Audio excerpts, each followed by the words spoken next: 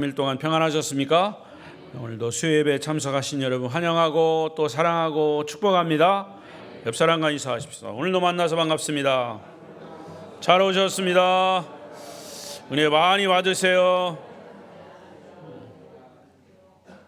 비대면 영상으로 예배하신 분들 중에도 주의 은혜와 함께 하시길 바랍니다.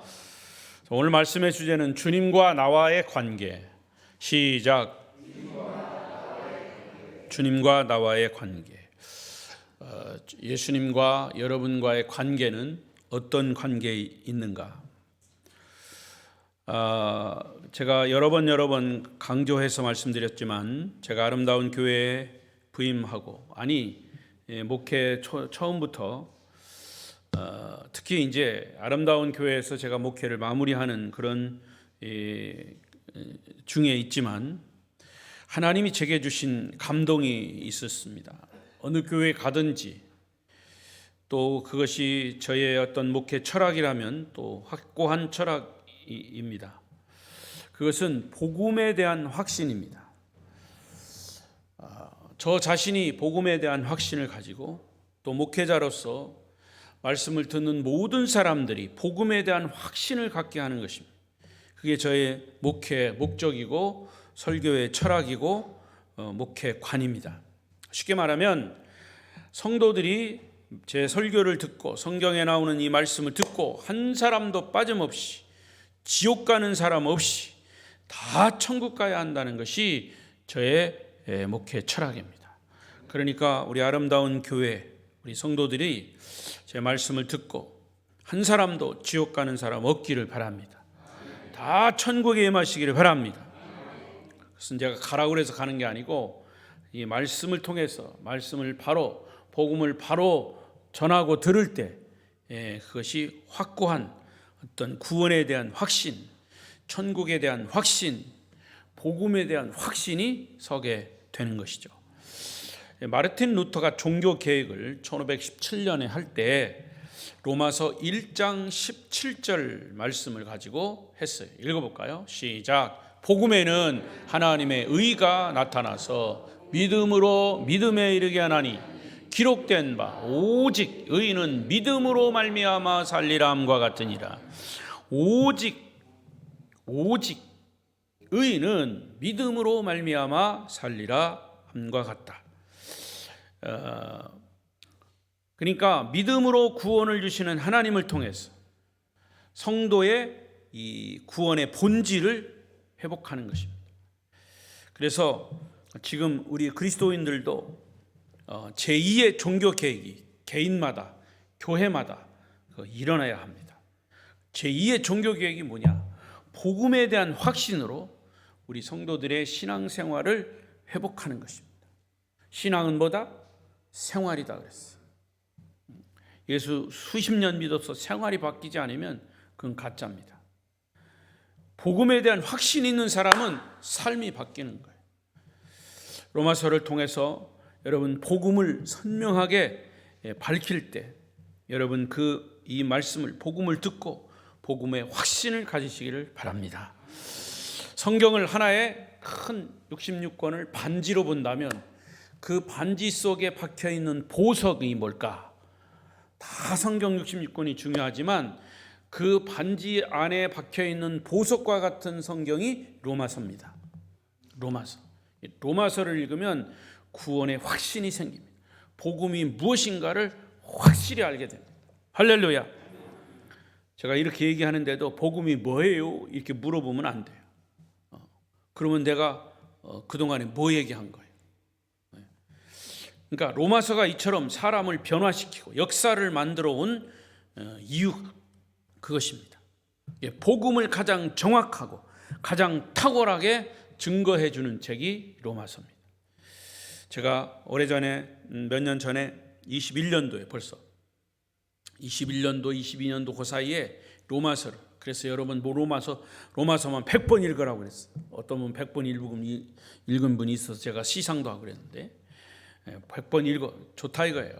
100번, 1000번, 10,000번 읽어도 로마서 그 속에 있는 복음, 구원의 확신 이것이 서지 않으면 100번, 1000번 읽어도 소용없는 거죠. 여러분 성경을 1000번, 10,000번 읽고 성경을 이렇게 기록하고 그렇게 해도 성경 속에 나오는 예수를 만났느냐, 하나님을 만났느냐, 그게 중요한 거죠. 또 얘기합니다. 어떤 사람은 성경 필사, 교회마다 성경 필사합니다. 그럼 이 연말에 가서 필사한 사람들 쫙 시상합니다. 필사 좋다 이거예요. 필사했으면 막 여기 달아가면서 막 피나면서 막 성경을 썼어. 그러고서 그거는 이제 담임 목사 도장 찍어가지고 2024년 12월 31일 탁 도장 찍어가지고 막 상 주고. 그리고 그게 갑오예요. 갑오. 근데 그 성경 필사한 사람의 삶에 보면 삶은 하나도 안 변했어. 예수가 없어. 물론 다 그렇진 않지만. 그러니까 여러분 성경을 읽고 성경 말씀을 듣고 또 성경을 쓰고 그것은 우선 돼야 할 부분이에요. 그러나 그 성경 속에 있는 복음, 성경 속의 예수, 성경 속의 하나님을 그 속에서 만났느냐 말이에요. 할렐루야. 그렇습니다. 복음의 삶, 구원의 삶, 거룩한 삶, 이 성화의 삶을 살기 위해서 열심히 우리가 노력해요. 결코 그것이 쉽지 않아요. 그러나 복음에 대한 확신이 생기면 그 어느 것도 두렵지 않아요. 어느 사람도 두렵지 않아요. 악한 세력도 두렵지 않아요. 오히려 기쁨이 있고 복음의 확신을 가지면, 구원의 확신을 가지면 행복한 신앙생활을 할 수 있습니다. 오늘 본문은 사도 바울이 자기 정체성에 대한 고백으로 시작합니다. 1장 1절 보겠습니다. 큰 소리 읽어요. 시작. 예수 그리스도의 종 바울은 사도로 부르심을 받아 하나님의 복음을 위하여 택정함을 입었으니. 자, 이 한 구절에 바울이 자기가 누구인가를 아주 분명하고 명확하게 밝혀요. 바울의 정체성. 여러분 자신도 내가 누구인가를 정확하게 인식하고 있어요. 우리 그리스도인들에게 아주 중요한 의미, 영적 의미예요. 바울의 이 그리스도인의 정체성은 바로 우리 그리스도인이 가져야 할 정체성입니다. 여러분 지금까지 여러분은 자신을 누구로 인식하고 있습니까? 우리 자신이 누구인가를 모르면 예수를 믿는 것도 복음을 이해하는 것도 거의 불가능합니다. 나는 예수님 앞에서 누구인가? 예수님과 나와의 관계는 어떤 관계가? 지금까지 여러분이 가지고 있는 이 모든 자신이 가진 선입견, 나에 대한 선입견, 나에 대한 믿음, 이것을 다 내려놓고 다시 한번 이 말씀 앞에 여러분 서서 질문해 보십시오. 나는 누구인가? 주님과 나와는 어떤 관계인가? 다시 로마서의 설교를 여러분 들으시면서 여러분 자신을 복음 앞에 세우시기를 바랍니다. 그러면 복음의 진수를 새롭게 깨닫게 될 것입니다. 그 복음에 감격하게 될 것이고 나의 삶에 놀라운 변화가 일어날 것이고, 그래서 여러분 스스로의 믿음을 다시 한번 점검해 보시라고 말해요. 어떤 의미에서 우리는 복음을 바로 깨닫고 신앙생활에 대한 새로운 종교 개혁이 계속 일어나야 합니다. 자, 다시 보겠습니다. 바울은 오늘 1절에서 자신을 누구로 고백합니까? 첫째는 예수 그리스도의 종으로 고백합니다. 누구의 종? 예수의 종. 흔히 우리를 종합니다. 주의 종, 주의 종. 주의 종하면 목사만 주의 종이 아니에요. 따지고 보면 여러분 모두가 주님의 종이에요. 근데 종이면 주인에게 억압당하고 무시당하는 노예를 생각하게 됩니다만은, 물론 그 당시에 성경이 로마서가 쓰여진 당시의 종은 그런 의미가 있어요. 종. 그러나 그게 사람의 종이 아니고 사람의 노예가 아니고 하나님의 종, 주님의 종이란 말이죠. 그래서 바울은 자기를 주님의 종으로, 예수 그리스도의 종으로 고백한 거예요. 그러니까 사람의 종으로 생각하면 노예를 생각하기에 부정적인 생각이 되지만 예수 그리스도의 종으로 생각하면 긍정적인 의미로 사용된 거예요. 만왕의 왕이신 예수, 그 예수의 종인 나 바울은 이렇게 고백한 거예요. 그렇다면 여러분은 하나님 앞에서 여러분 자신을 누구라고 고백할 수 있습니까? 여러분도 과연 바울처럼 나도 주의 종입니다, 난 주님의 말씀을 따르는 주의 종입니다, 이렇게 고백할 수 있어야 된다 그 말이죠. 바울의 그리스도인의 정체성, 이건 바로 나의 신앙의 정체성이요 고백이 돼야 합니다. 그래서 1절 말씀처럼 바울의 이름에 여러분 자신의 이름을 넣고 한번 고백해 보십시오. 예수 그리스도의 종 나 박재규. 시작.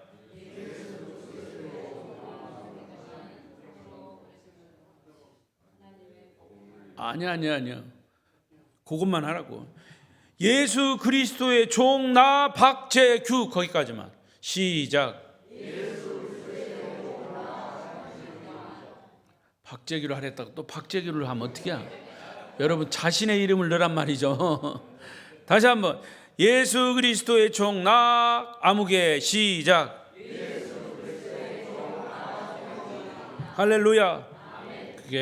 그게 그리스도인의 정체성입니다. 나는 주의 종입니다. 그러니까 주의 종이면 주님은 우리의 주인이에요. 그러면 종은 주인의 말씀을 들어야 되죠. 자, 따라서 여러분은 지금 이 고백이 주님과의 관계를 일컫는 것입니다. 말하는 것이죠. 자, 두 번째, 바울은 또 자기를 누구로 고백하느냐? 사도로 부르심을 받았다 그래서 1절 다시 보겠습니다. 1절 시작. 예수 그리스도의 종 바울은 사도로 부르심을 받아 하나님의 복음을 위하여 자신을 종으로 인식할 뿐만 아니라 동시에 나는 사도로 부르심을 받았다. 사도라고 하는 것은 부르심을 보냄을 받은 자라 그런 뜻이죠. 보냄을 받은 자. 바울은 하나님의 보냄을 받은 자, 세상으로 보냄을 받은 자, 세상도 저 이방인에게 복음을 전하는 사도로 보내심을 받은 자죠. 본래 이 단어의 유래, 사도라고 하는 단어의 유래는 중요한 임무를 부여받기 위해서 왕이 친히 선택한 사람을 불러가지고 그를 축복하고 그리고 보내는 자, 이걸 사도라고 합니다. 오늘날 쉽게 영어로 통용되는 것이 엠버서더. 서울 저기 동대문에 가면 엠버서더 호텔이 있어요. 엠버서더. 나 그게 뭔가 그랬어요. 했더니 나중에 보니까 엠버서더는 대사라는 뜻이에요. 대사. 그래서 우리나라 대통령이 미국에 특사를 보내죠. 특별히 이 대사로 보내는 거예요. 특사죠. 대통령에게. 또 미국 대통령이 우리 한국 대통령에게 특사를 보내요. 대사를 보내요. 특별히 대사를. 심부름꾼인 거죠. 보냄을 받은 자.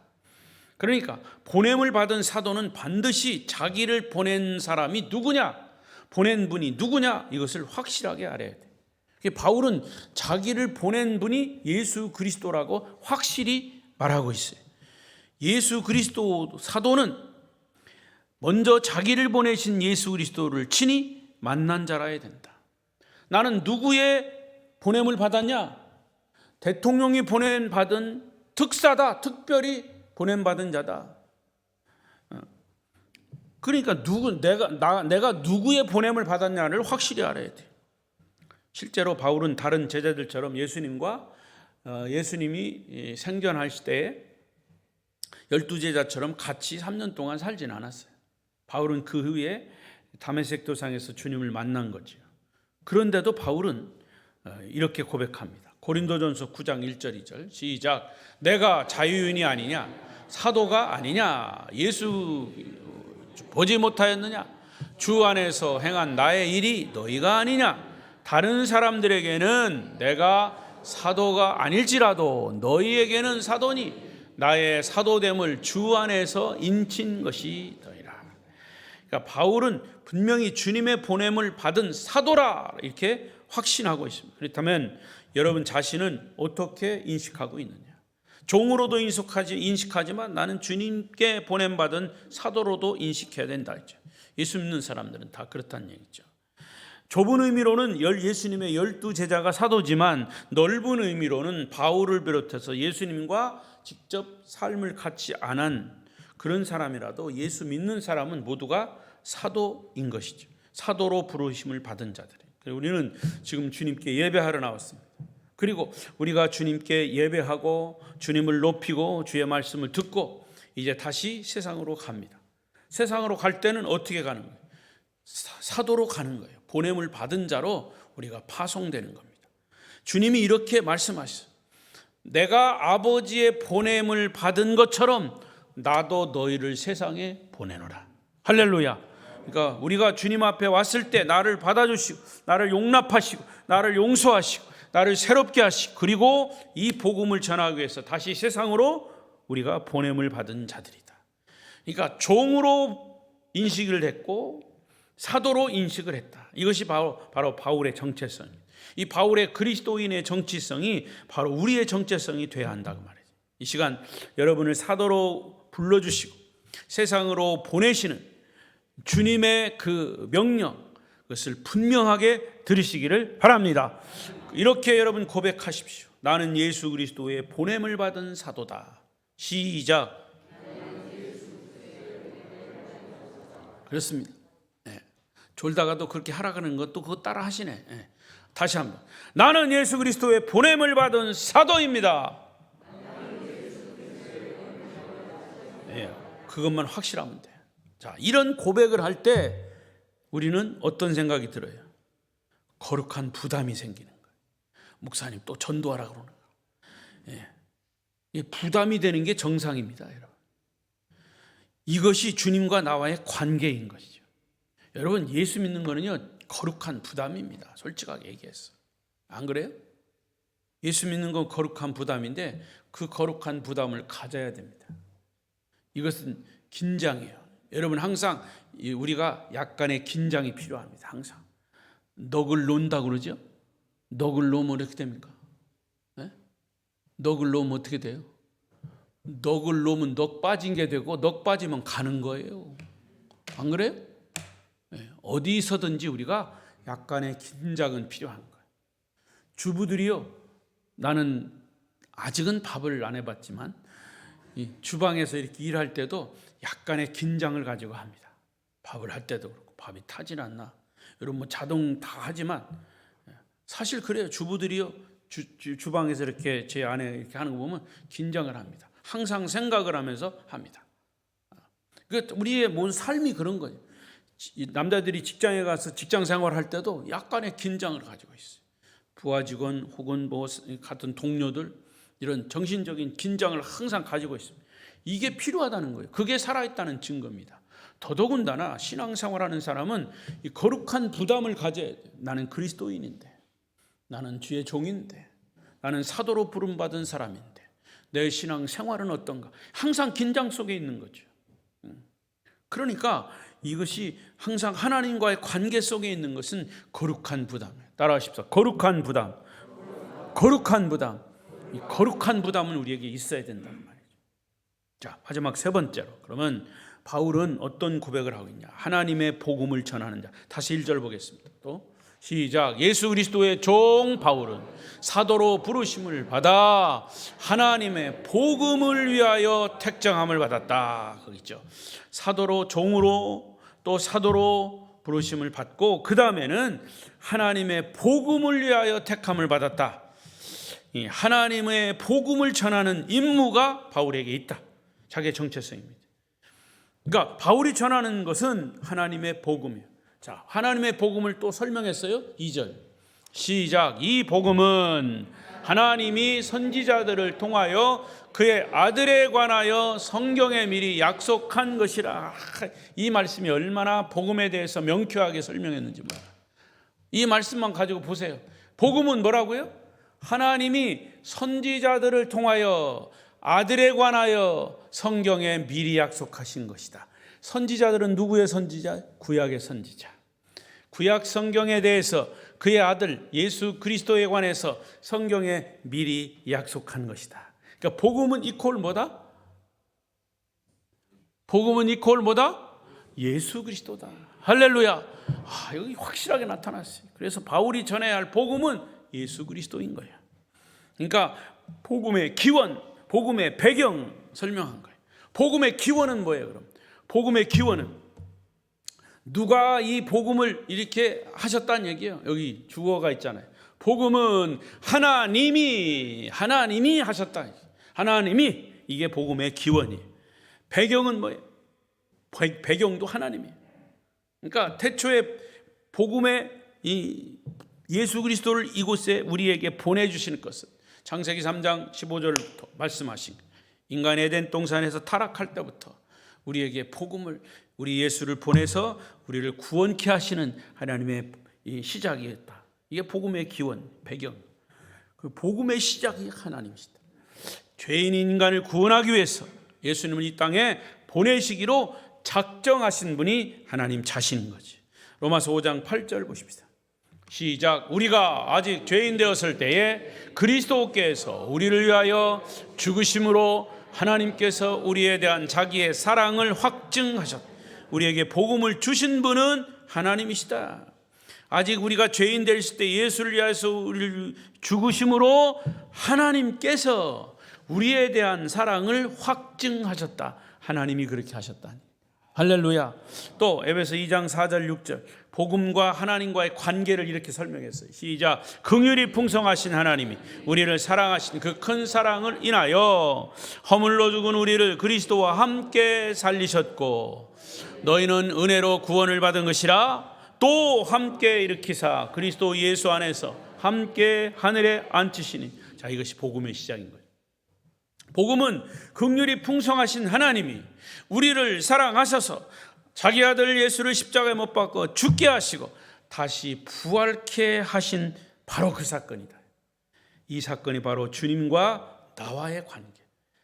주님이 십자가에 죽은 게 뭐 어떻단 말이에요? 다시 부활한 게 뭐 어떻단 말이에요? 그게 여러분과 관계된 거예요. 그걸 우리가 믿어야 된다는 거지. 그거 믿지 않으면 소용없는 거지. 만약에 이 사건이 나와 관계 있다 없다라고 판단하는 것에 따라서 구원이다 멸망이다가 결정되는 거예요. 따라서 오늘 여러분은 구원받은 자입니까? 입니까? 저와 여러분은 십자가에서 주님과 함께 못 박혔고 주님과 함께 부활되었습니다. 더 나아가서 주님과 함께 천국에서 왕 노릇할 것을 믿습니다. 할렐루야. 이것이 하나님의 복음인 것이죠. 그런데 바울은 복음의 핵심인 예수에 관한 사건은 어디서 꾸며낸 얘기가 아니라는 것입니다. 그래서 2절에 아까 얘기했죠. 이 복음은 하나님이 선지자들을 통해서 구약의 선지자들을 통해서 성경에 미리 약속된 사건이다. 미리 약속하셨다. 그래서 구약은 누구의 책이다? 구약은 메시아에 대한 책이다. 예수에 관한 책이다. 구약의 모든 39권의 책은 사실 그 속에 담겨져 있는 것은 메시아에 대한 얘기예요. 아닙니다, 목사님. 이스라엘의 역사입니다. 이스라엘의 역사 속에 메시아에 대한 이야기가 다 나온단 말이죠. 그거를 지금도 이스라엘 사람들이 인정하지 않기 때문이죠. 인정하게 된 우리는 얼마나 감사한지 몰라요.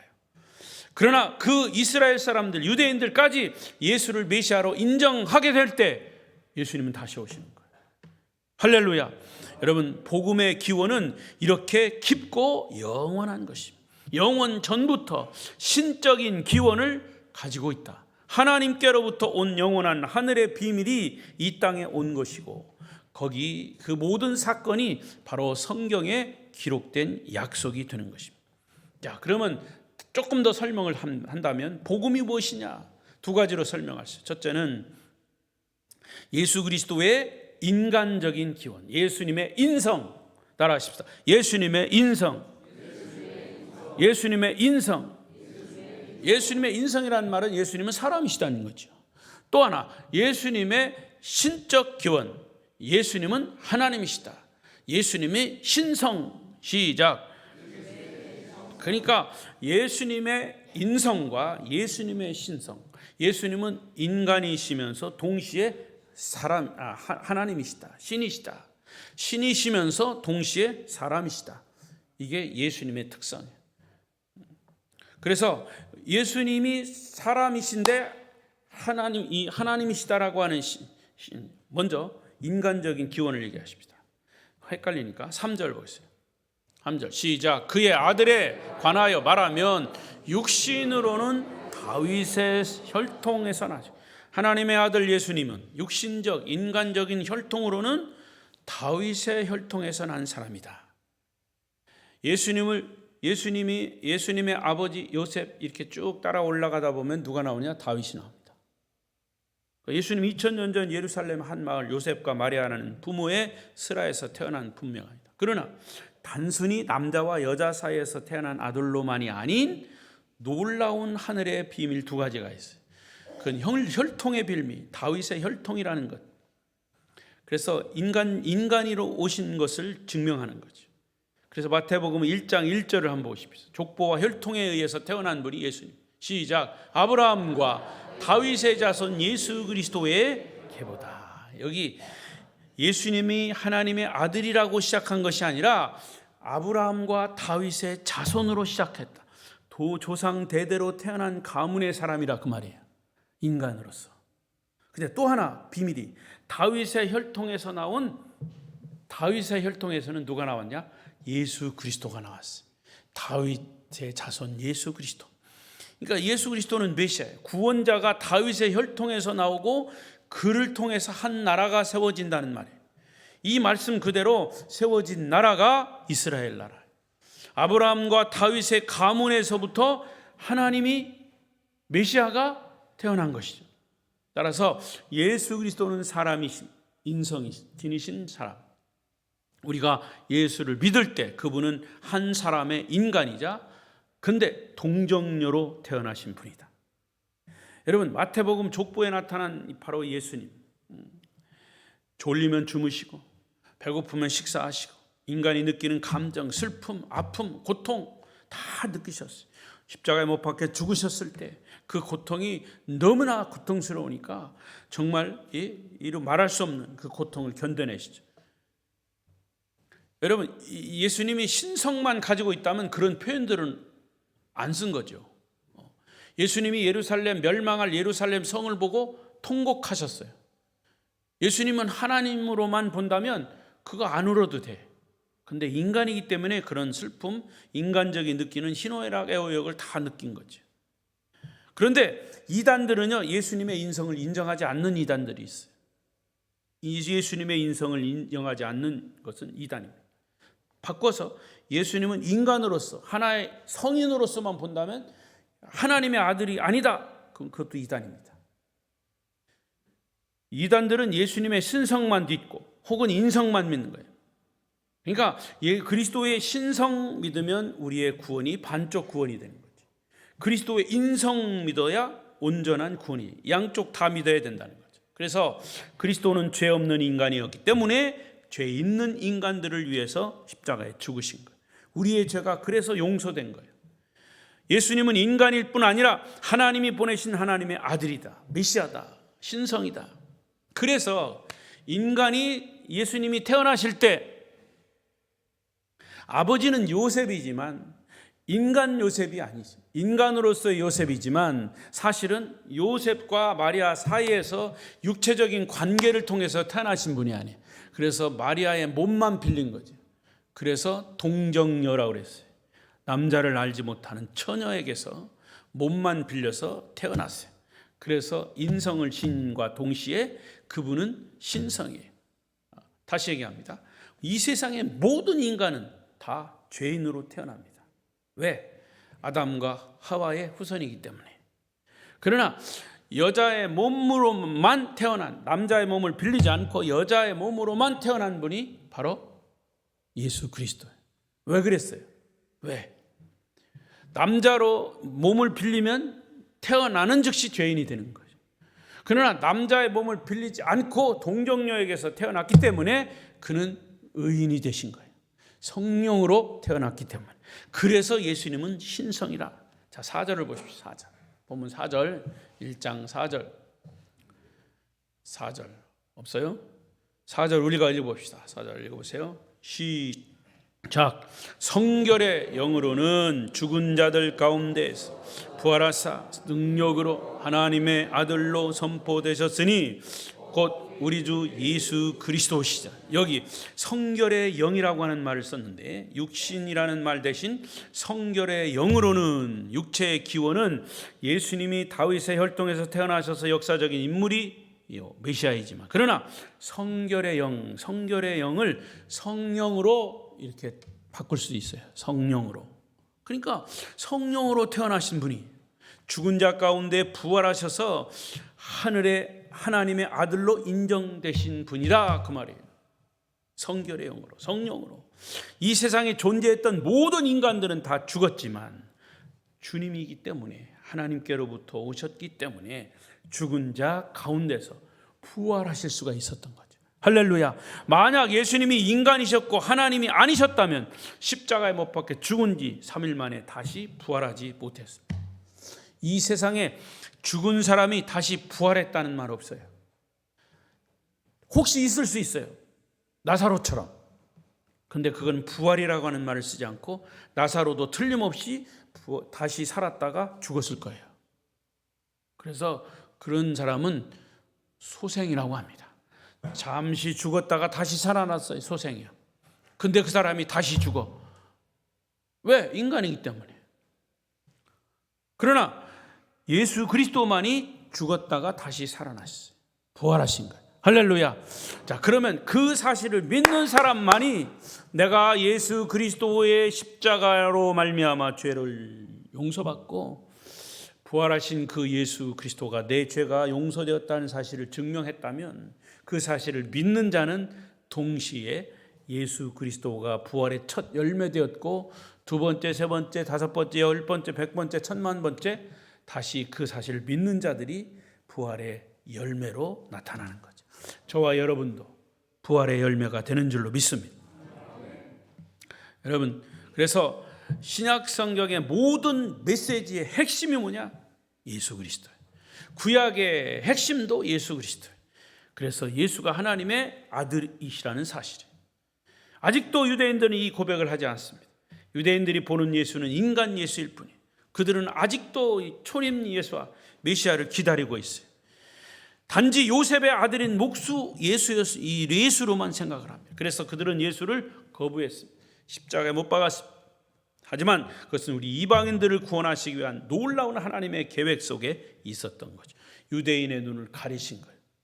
유대인의 눈을 예수를 십자가에 못 박게 하신 예수를 메시아가 아니다라고 하는 것을 유대인의 눈을 가리게 한 것은 아이러니하게 그로 인해서 그 복음이 이방인에게로 넘어온 거예요. 이게 하나님의 오묘한 비밀이죠.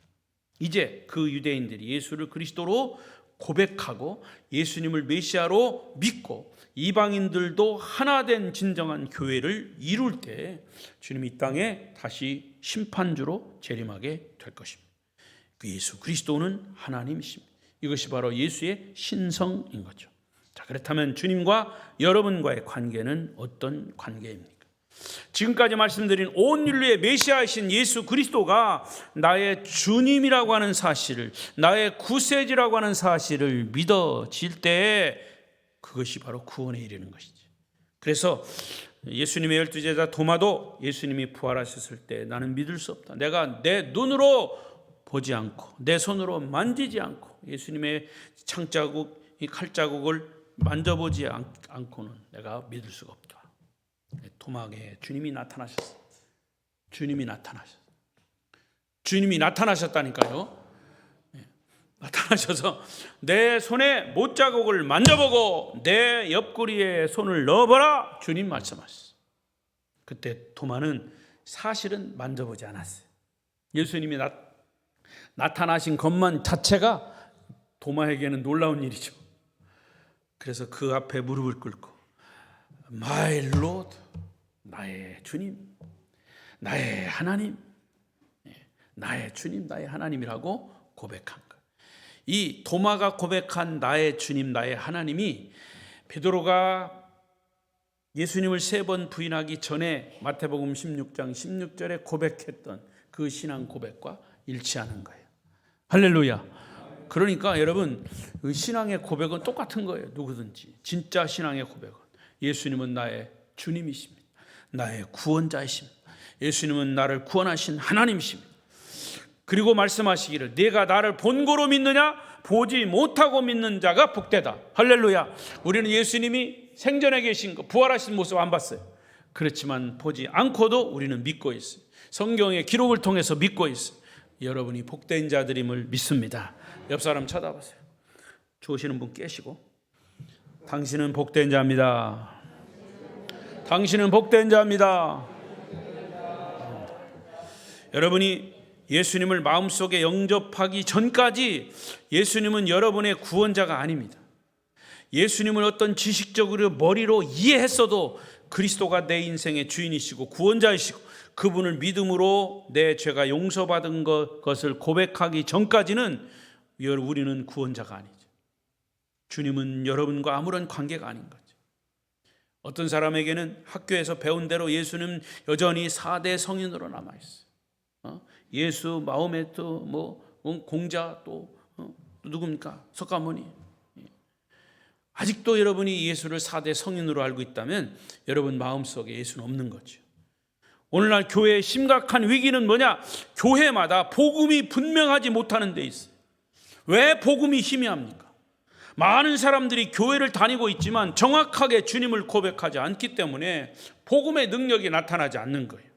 우리의 신앙생활이 실패하는 이유는 복음을 정확하게 인식하지 못하고 복음을 확신하지 못하기 때문이에요. 여러분은 예수님을 개인적으로 영접하셨습니까? 개인적으로 주님을 만난 경험이 있는 사람에게 삶의 놀라운 변화가, 기적이 일어납니다. 쉽게 신앙생활이 흔들리지 않아요. 사람과의 관계 속에서 틀어지는 거 있어요.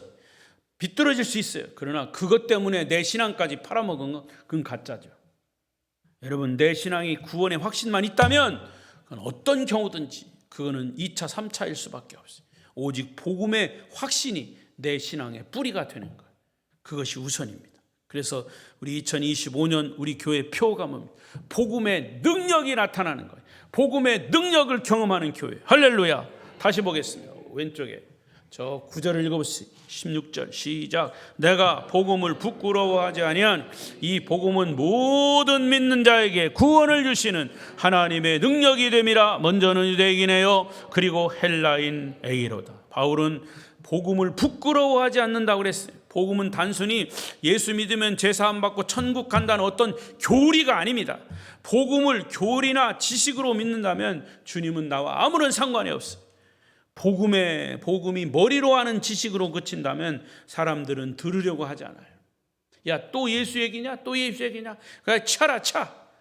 그러면 시끄럽다마. 그렇게 얘기합니다. 지식으로 알기 때문에.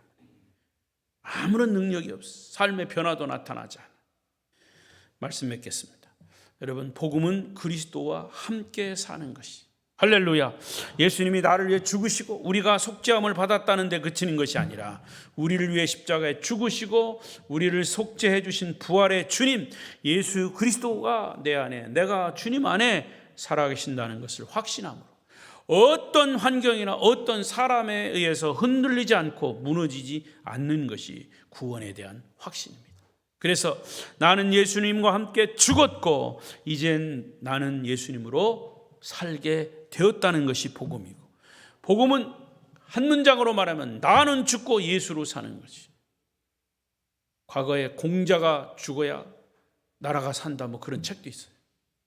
요즘 뭐 그런 말도, 누가 죽어야 이 나라가 산다고. 누가 죽어야 한다는 건 난 유튜브에 많이 나와 있어요. 여러분 가 보세요. 누가 죽어야 사는지.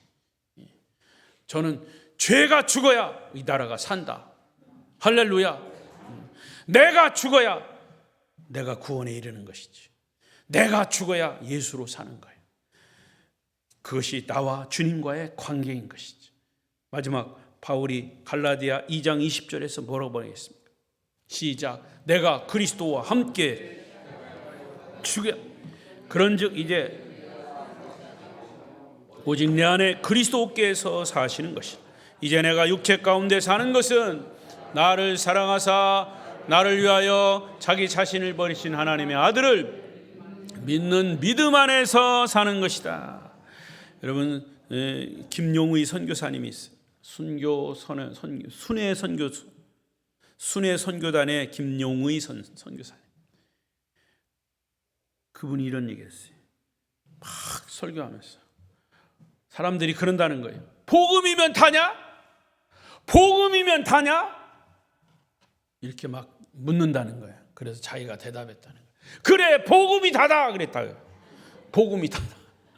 복음이면 다다. 복음이면 다예요. 여러분, 만약 복음이 사실이 아니라면 하나님은 우리 인간에게 사기친 거예요. 기독교는 사기꾼들이에요. 하나님이 만약 이 복음이 예수 그리스도가 가짜라면, 구세주가 아니라면 기독교는 벌써부터 없어졌어야 돼요.